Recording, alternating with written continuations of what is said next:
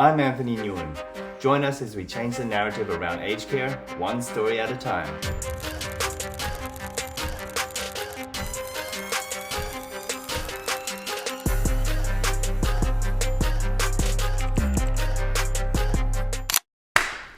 Welcome back to the Pioneers in Aged Care podcast. Here we have Tim Humphries, the CEO of Homestyle Aged Care. Thank you so much, Tim, for being on the show. Pleasure. If we could start off with getting an overview as to Homestyle Aged Care, Sure. We'll start there and we'll dive deeper. Perfect. We're a Victorian-only residential aged care provider, and we've got 10 homes around Metro Melbourne and 3 homes down in Geelong as well. So we cover the eastern suburbs, western suburbs, and the Bellarine. So we've currently caring for just over 1,000 residents, and we've got a workforce that's just ticked over 1,700. So I think that's a good way of putting it in context for people, particularly outside the industry, of just how people-centric what we do is. Well, that shows how terrible my researching abilities are, because I thought you only had 5 homes. so you've got 5 in Melbourne then? Yeah, so 5 in the eastern suburbs, 2 in the western suburbs, and 3 down in Geelong. Okay, cool. Yeah, so if you were just looking on this side of town, you were exactly right. Right, okay, that was probably it. And can you talk me through your journey into aged care, journey into being the CEO of Homestyle Aged Care? Sure. Look, I think probably I'm an accountant by background, and being an accountant, you fortunately get to work in a number of different industries, and I found health relatively early in my career. That was acute health, still probably one of my favourite jobs. It was a place called Villamaria Private Hospital down in Mornington. It was awesome. So that gave me my first taste into broader health, and then your career takes you in all sorts of different directions, and then I fortunately found my way back into health and worked at Villamaria Society for a while, as it was called then, before it merged with Catholic Homes. And that gave me a really broad exposure to residential care, disability services, in-home care, and a remarkable school for the disabled. So that was probably where a lot of my passion came from, just to really try and make a difference to people that were being cared for. From there, I went into a privately owned aged care business, TLC, which was really good fun. I enjoyed that a lot. We did some really cool things, and that's very similar to Homestyle, but I was the CFO there, and then I was lucky to be offered a CEO role from there in a consulting business, Provider Assist, and that was really good fun. It gave certainly a different perspective, because you get a whole of industry view rather than just a single organisation. So that was great, just to get a broader view of the industry across the country, and how we could support the industry do better in a very different way. I did miss resident contact in that role. It's always been something that, from those days at Villamaria, just having contact with people we cared for was a really important part of what we did and what I enjoyed. So the role at Homestyle came up, and I've been here for a long time, but it was one of those roles that came up, and I thought, well, I don't think I'll get the job, but if I don't apply, I'll regret it. Yeah. And went through the process, and it's nearly 12 years ago I got the job, and I've been here for a while and traversed everything from Royal Commissions to COVID in Melbourne. And if you weren't in Melbourne through COVID, you don't know what I'm talking about.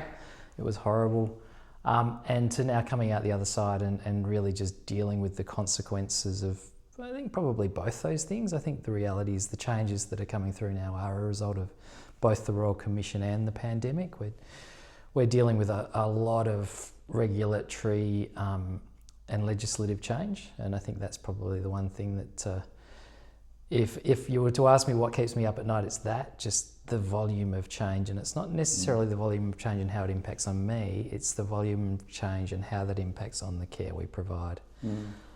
Because it does, it impacts, because we're doing so much reporting, we're so concerned about ticking boxes, and we shouldn't be worried about those two things. We should be focused on looking after the people that we're actually charged with caring for. Yeah. When you applied for the role of Homestyle Aged Care, talk me through the name, Homestyle Aged Care versus conventional style aged care. It's interesting. I think our name suits us.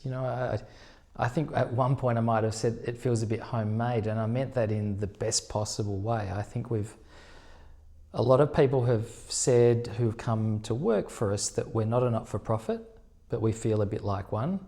And we're a privately owned business, but we feel a bit like a not-for-profit. So I kind of feel like we sit in that mid-ground where we understand and appreciate that the business we're in is the provision of care, but we're also an efficient and successful business at the same time. So we're just managing those two things, which every business in the sector does, but I kind of feel like we do it in a way that, yeah, keeps us focused on looking after the residents, which is, that's the only true north we have. The business we're in is providing care to the beautiful older people that live here. Mm. As an employee, what are the benefits of working for you? Look, I think one of the things that, if you were talking to any of our operational team, they would say that we would never compromise on making sure that the team we have has the tools and equipment they need to provide the care that we want them to. I know a lot of places try and save and cut corners there, but we've always, and the board has always been super supportive of that, and I think that feeds all the way down to whether it's the kitchen staff or the care team on the floor, that we want for them to have the gear they need to do their job. We try and have a bit of fun.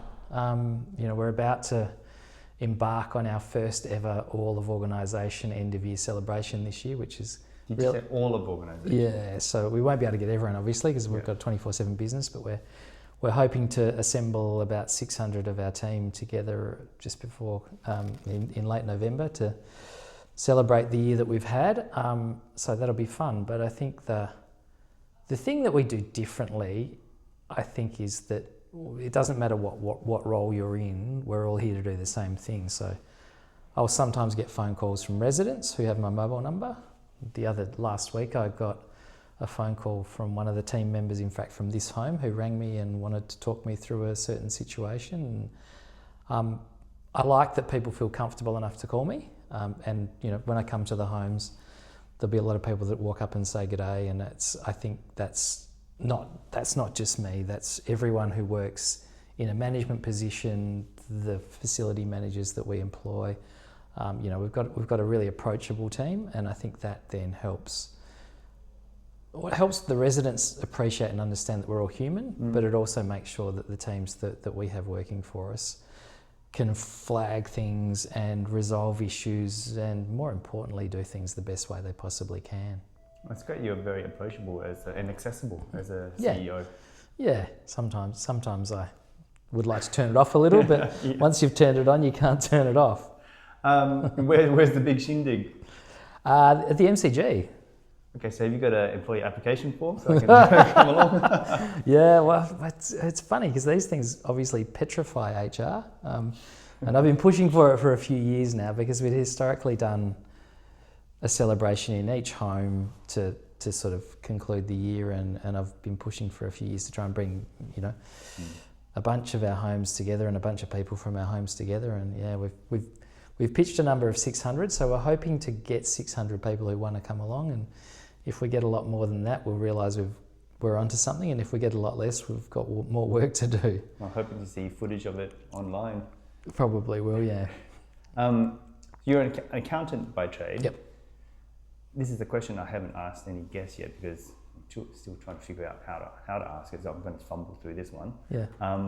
But having spoken to so many people in different aspects, in looking after different areas of aged care, I still don't understand the financial side of things.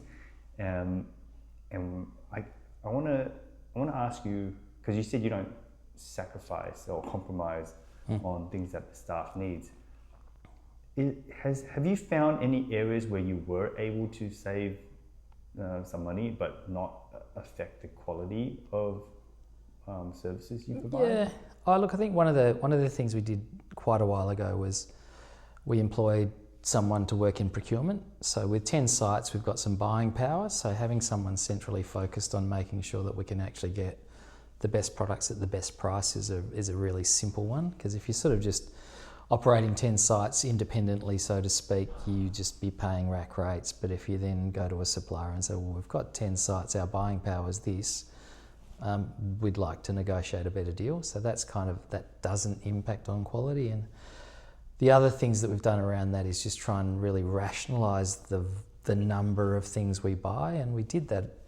We've done that on a few different things where you say, well, we've got 5 different versions of the same thing. Which is the best one? Great. The other 4 now get removed, and it simplifies the process of ordering. So that's a really simple one. I think the challenge for the industry broadly now is that if you think about technology, and we've deployed a lot of technology over the last few years, we were still using paper care plans. Must have been less than 5 years ago. So we've transitioned to electronic care planning. We've got an amazing HRIS now that manages all our people issues and people payroll.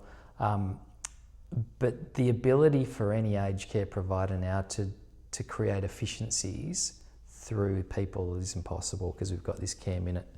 We're locked into making sure that we hit these care minute targets. So it's interesting that you asked that question, because given the conversations that went on in Canberra last week around productivity, and the care sector was certainly talked about there, but if you talk about the NDIS or aged care, there doesn't seem to be any legislative push to create efficiencies without compromising care, and I think technology could help with that. There's a lot of technology enabling devices and systems that we could use, but we can't create a benefit by deploying them that justifies a business case to do it, because we've got this essentially now fixed labour cost.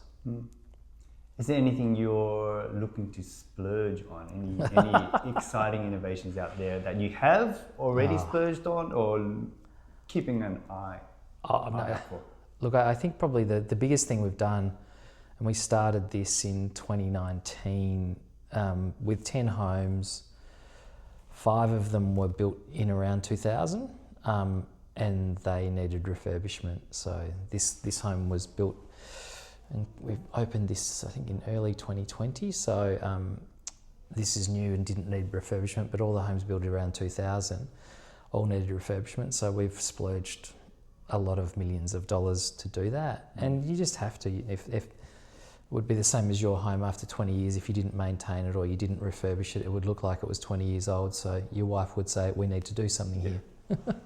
And it's no different to us. I think that's been probably the best thing we could have done, particularly with the industry where it is now, and the demand, and the very well publicised baby boomers coming our way. We just can't have substandard accommodation, which sounds odd, because I think the most important part of what we do is provide care, which is a people-to-people service. But you still just have to have a great environment to care for people in. So it's been a huge investment. The board and the shareholders have been very generous in backing us to do that. Still got a way to go, but it's long and it's challenging, because if you think about renovating your home and living in it, it's not very much fun. Renovating a home where 120 people live, and trying to shuffle people around when we're renovating rooms and bathrooms and living areas, and it's a challenging exercise, and one that I think the industry more broadly is now tackling. And if you're not tackling that, I suspect you're going to find yourself with some challenges. Can I ask you, and this is another first, you can love my first questions, only if you're comfortable sharing, but can I ask you, what mistakes are you comfortable sharing that you've learned from, that shaped your career and where you are now? You make heaps of mistakes. I think there was a really good one through COVID, and COVID was challenging, and I think we had this real juggle between ensuring residents were safe, and I'm really proud that during 2020 in Melbourne, we were caring for 1,000 residents and not one of them contracted COVID in 2020, which is remarkable, right? We got to 2021 and 2022 and that changed, but once we started getting outbreaks and managing those, the complexity of obviously all of the on-the-ground work of the teams and all of the PPE, the illness, and trying to make sure people were well cared for was a challenge. But we also had this focus that came externally from the media, because the media was very much wanting to report on aged care outbreaks. And I remember one day we got an amazing operational manager who works with me, and I rang her and I said, look, I'm really worried the media is going to actually want to know what's going on in this particular outbreak, and here's what I need. And she said, that's great.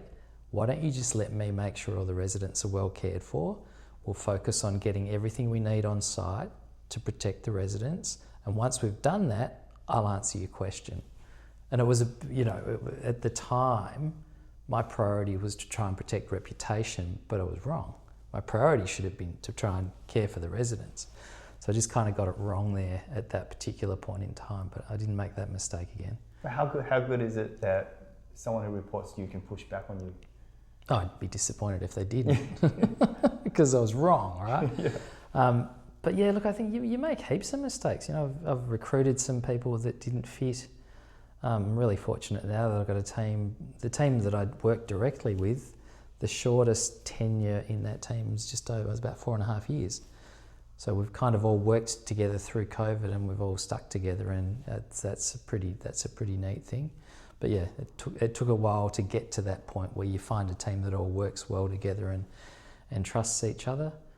Look, there are so many mistakes. You make mistakes every day, I think. But the really big ones, look, I think we've avoided those. I think the team that we have here and the way we work, before anything gets bad, someone will poke their head up and say, that's not right. And, we've got a team now that very actively will certainly let me know when something's not right, which is, we had a situation a little while back, and all 7 of us were looking at it from a slightly different angle, and we had an exec meeting one day, and one person highlighted this particular issue, and then the next did from a slightly different angle, and by the time we'd finished, there was only one possible outcome, and we were all in complete agreement on what that was. So I think just the ability for us all to feel comfortable to share our perspective, which I think is really important. And to come back to your question about mistakes, I think the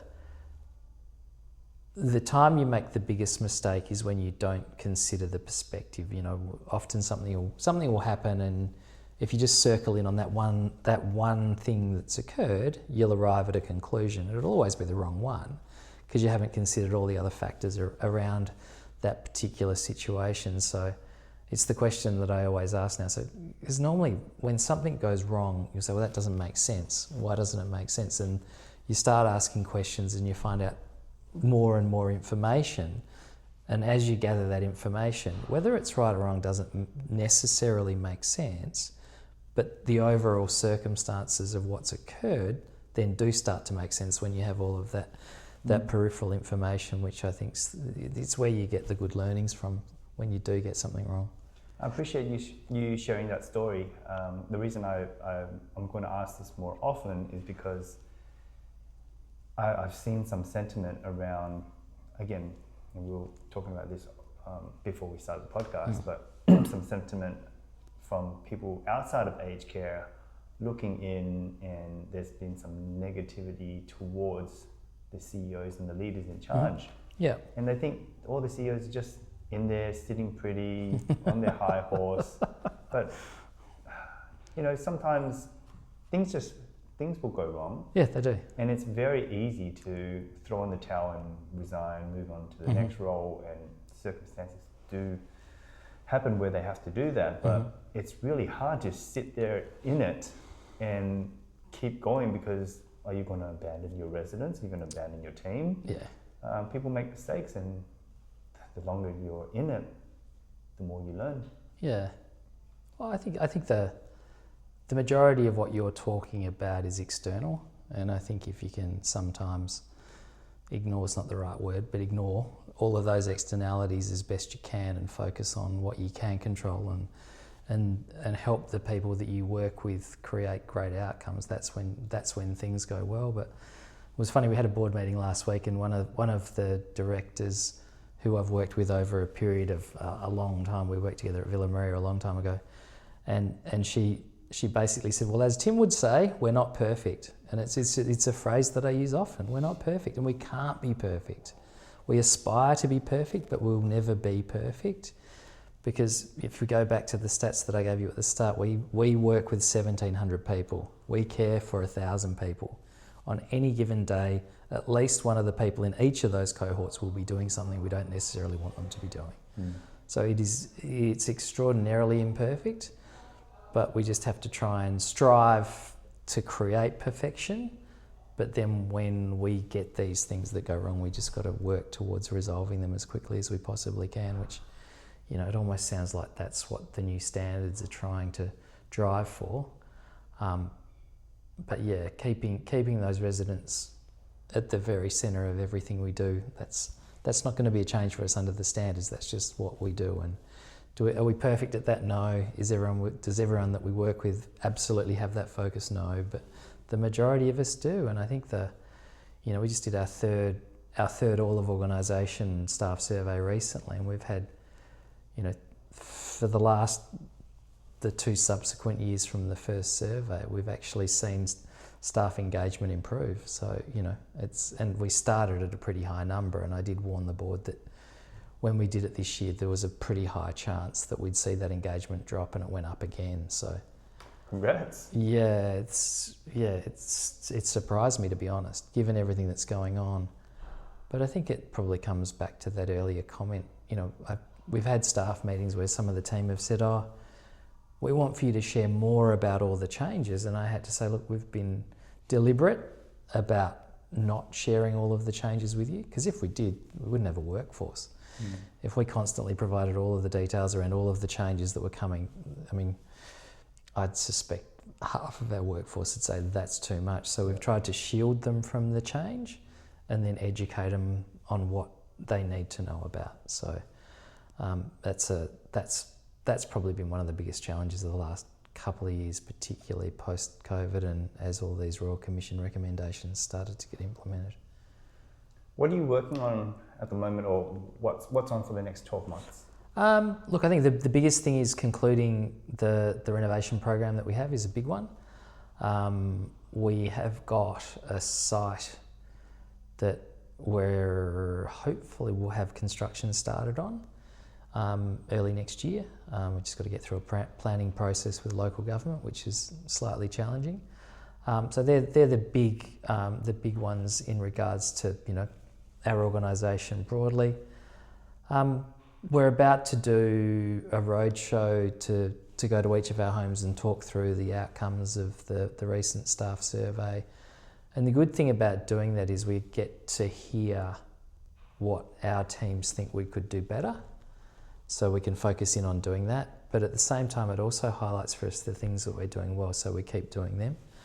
And it's kind of interesting. The overarching themes are probably the same as they would be in any organisation, or almost any organisation in aged care, I'd say. And the teams just want to be recognised more for the work they do, which, you know, I think that's one of the funnest parts of my job, that's for sure. I get to come and, you know, often I'll walk around one of the homes, and when you see someone do something amazing, you can let them know, and that's... Got to celebrate the wins. It's generally those tiny things where, I remember a couple of years ago, there was this beautiful lady who doesn't work for us anymore. The care she was providing was just remarkable. And she finished, and she was quite literally just walking one of the residents to the dining room, but the engagement and the conversation was just brilliant. And after she'd finished doing what she was doing, because I didn't want to interrupt her, I said, "That was remarkable." And she said, "I have no idea what you're talking about." But that's that, right? Yeah. When you are fortunate enough to have workforce and people that, you know, the team that we work with, they're doing that all the time, but they rarely get the acknowledgement for doing it so well. They do from residents, which is probably more powerful than from me anyway. But, you know, to just see it's what we do, and that's why I'm probably still in the job I'm in, because that's the most important part of the industry. Just seeing that relationship between the team that we have and the residents we care for. Was it a carer that you were talking about? Yeah, the carer you're talking about, she doesn't know what you're talking about because that's her floor, that's her base level. Yeah. She's always like that. Yeah. And finding people like that, it's just so hard. Yeah. And the horrifying thing is, I was at that particular home and it was 2 or 3 months after that particular day, and it was her farewell, and she was leaving, and I can't remember, but I had a conversation with her, and I said, if you ever need anything from me, just let me know. And it was a month or two later, she'd moved to the country, and she said, "Oh, would you be a referee for me?" I said, "Absolutely." And this I can't remember, someone from the organisation rang and said, "Before I ask you, can I just ask how many people do you work with?" I said, "Well, it's about 1,700. She said, "And this person was a carer in one of your 10 homes?" I said, "Yep." She said, "And she's put you down as a referee?" I said, "Yeah, she has." I said, "That by itself should tell you how good she is." Yeah, see, some people have to turn it on, have to show up, and aged care needs it. They need people who show up every day as their best self. But I love stories like that because just having someone at that level as their default. Yeah. And you can hear it. It's in my background as a recruiter. Sometimes I just say, "Hey, thanks for sending through your CV," and then you can just hear it from the first word, the energy in their voice, and that really does translate into the presence they'll have in front of a resident, and the smiles they'll bring. Yeah, well, and look, I mean, if I was to walk you through the responses that we got to our recent staff survey, probably half of the comments made reference to, "I do the job because I love the residents I care for." And that's not us. That's the whole industry. I think that's the thing where you kind of it doesn't seem to make sense to me that we have reputationally this problem, and we have politicians and advocates talking about trust, but if they came into a home and saw the interaction between residents and the teams we work with, they would absolutely see trust. So the trust is there at a local level, but it's been blown away in the broader community. And I think a lot of that's probably because of the media reports we've seen, and it's unfortunate that one or two or a rare few do things badly that then seem to reflect poorly on everyone else who's doing a terrific job. Yeah.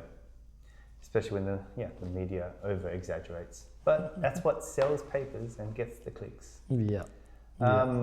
Looking forward on a broader level at aged care, at the aged care industry, what excites you? What do you see the direction of our industry going? Look, I think technology's made a big difference for the industry broadly, and I think we were very late adopters to a lot of that tech. I think if you think about our ability now to monitor and just see how well we're doing from a care perspective, we now monitor so many different stats that we didn't 5 years ago. We might have, but it probably wasn't accurate, and it was probably on a sheet of paper, and we probably couldn't collate it and benchmark it. We're benchmarking so much stuff now that it confirms what we believed to be true around doing a good job. And I think, the staff survey is another great example that we now can confirm that our workforce is happier than our peers. So the benchmarking stuff's really important because it enables us to let people know that what you're doing is better than a lot of your peers.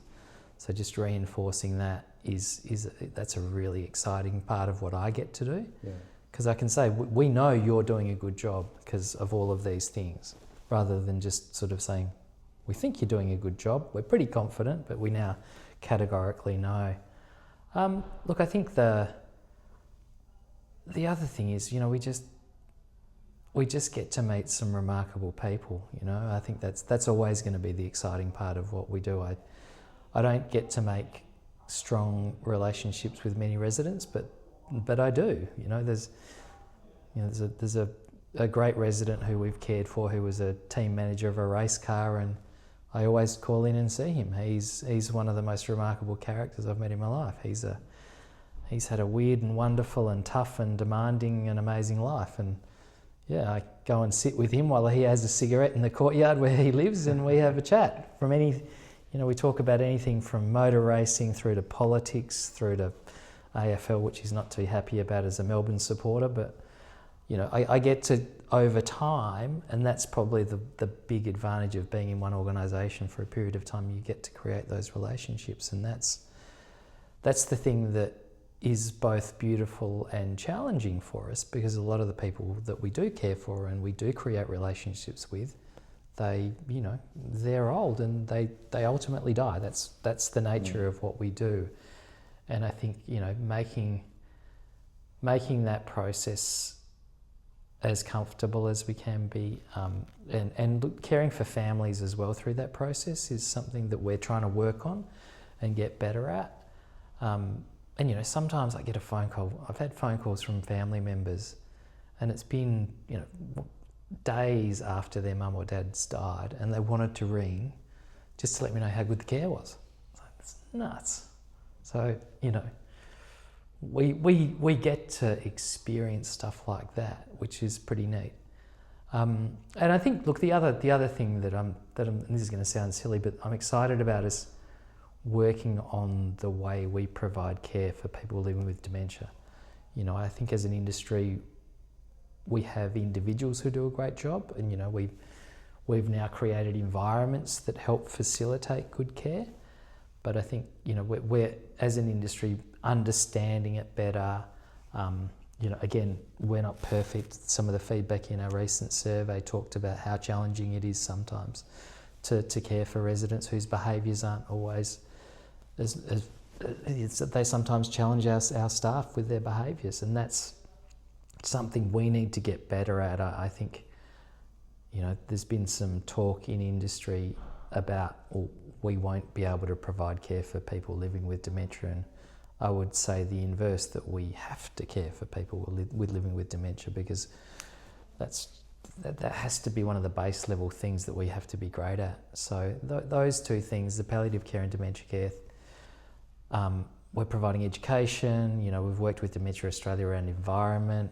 We're trying our best to get better at that. But I think the conversations that I've had with a few people around education is that if you talk to the academics, they'll say, well, everyone has to have the education. And with 1,700 people in our workforce, that's an absurd thing to say. So, we need to prioritise the people that would benefit most from the education and then feed it out to the broader workforce. And make sure that we know the people that are great at dementia care or great at palliative care are the ones that we rely on to help us care for the people that need that particular service. So I don't know, we're a long way from it, but we know that's something that we need to get better at. And I would say that the industry more broadly needs to get better at that.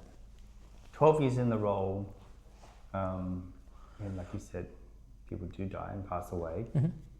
How have you stayed level and while allowing yourself to feel what you do feel, appreciate their life over that time and celebrate their life? But you would have seen a lot of people who you would call friends. Yeah, absolutely. I think, because that can turn a lot of people away from an industry like this. There's a lot of beauty in it, but then it can be a bit too much. And look, I've had conversations recently with a bunch of the people that we work with who have said that is one of the key challenges. And my simple response is that you should, and this is just my personal perspective, I think the words, when someone dies, I think we should be okay to be sad, and we should be okay to mourn, and we should then remember. So this term "celebrate" for me, it doesn't sit well with me, because I think when someone that you've enjoyed a great relationship with dies, you should be able to be sad, and you should be able to go through that process, and then gradually start to. This is my view again, that you then start to remember them, and the memories are the things that fill you with joy because you were fortunate enough to have known that person.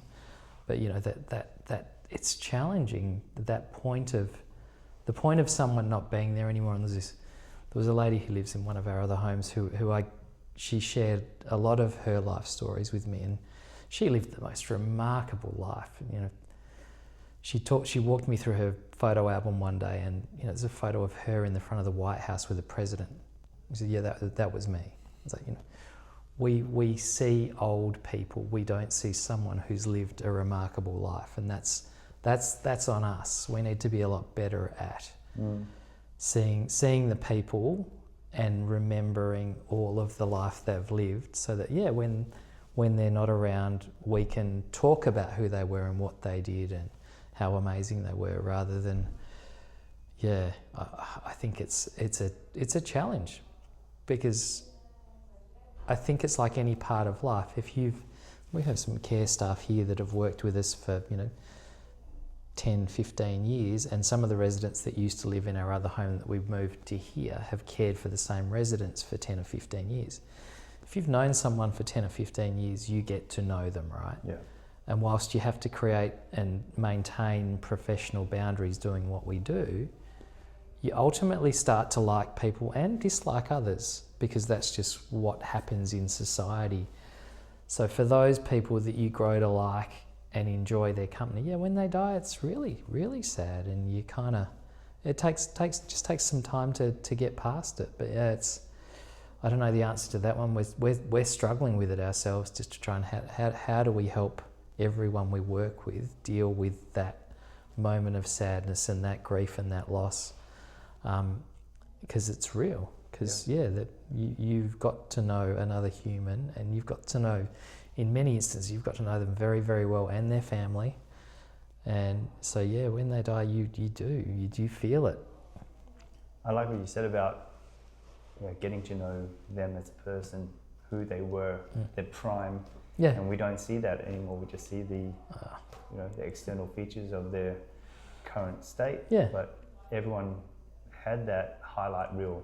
Yeah. We don't see these residents' highlight reels. So that'd be how do we showcase everyone's highlight reels?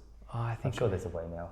Yeah, there are a few ways, but I think the simplest description that I got from one of the ladies that we cared for recently, she simply said, "Well, I'm 95 and I haven't been 95 before, so I'm just working it out."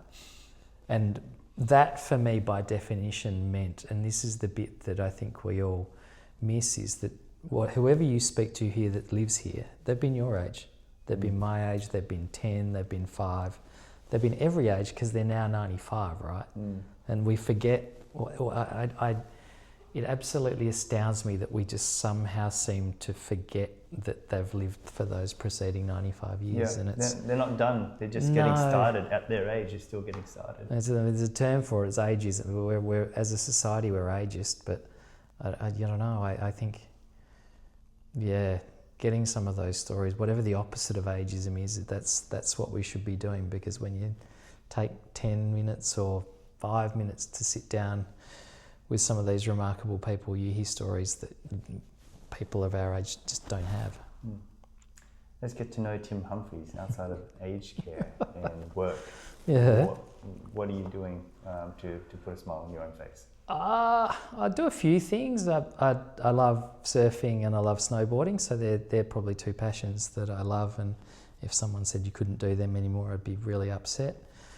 I've just, as a middle-aged man, I've decided that I probably need to look after my health a bit better, so I've just joined a gym. That's been hilarious.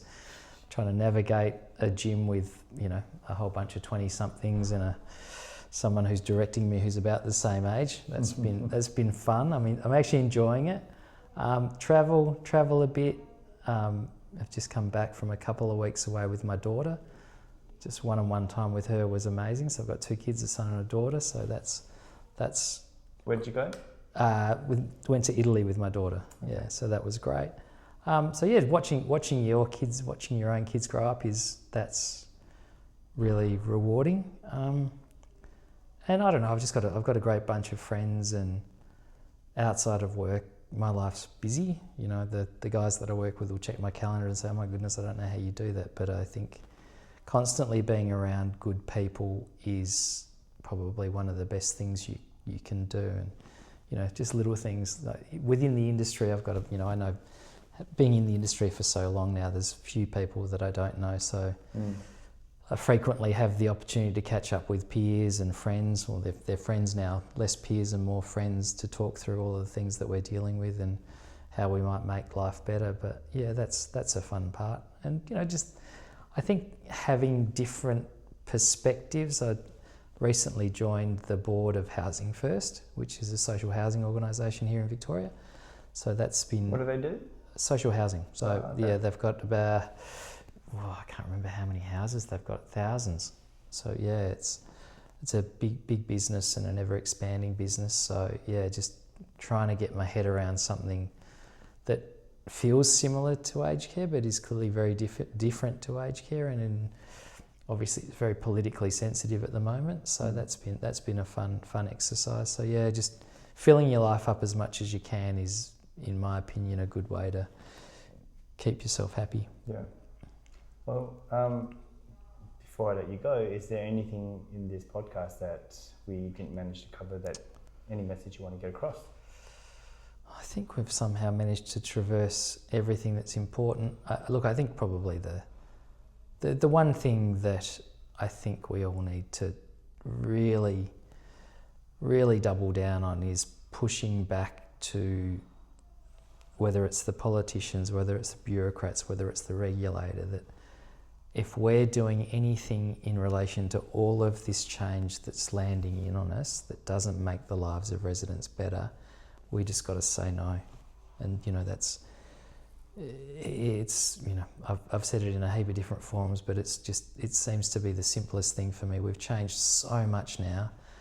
I would challenge anyone to confirm what has and hasn't worked, because so much has changed. We've just got to get to a point where we let life settle and actually then start to work on getting really great metrics around quality of life and making sure that the people we're caring for are living the best lives they can in their final years. Well, Tim, thank you so much for the chat. Really appreciate having you on. Pleasure. Thanks, guys.